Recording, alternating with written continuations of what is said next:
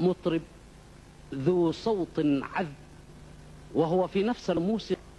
هذه الأغنية من تلحين الفنان الصومالي الكبير، وهو أيضا فنان قومي، لأنه غنى للقضايا العربية والفلسطينية والإريترية والصومالية. الفنان آدم سمنتر في إحدى أغانيه أو في إحدى روائعه الغنائية أغنية لو قدر لك أن تسافر إلى الخارج ثم صادفك حب فماذا تصنع؟ يا إلهي ما أصعب هذا.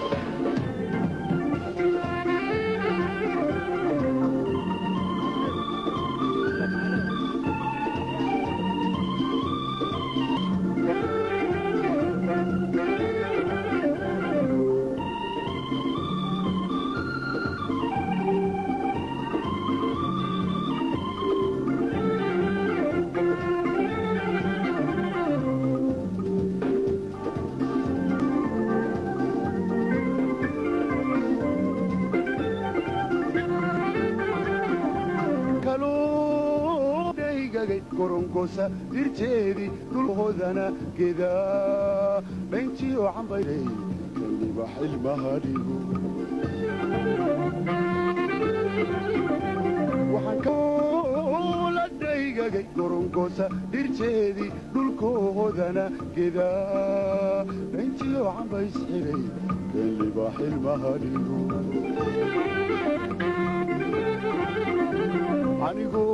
aniguntu iga soo dhex saare dhaysu furana madhal owliyaadba madhal owliyaadba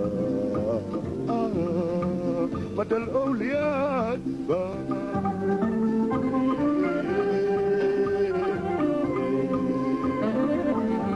anigu kuduntu iga soo dhex saare dhaysu furana مدى الأوليات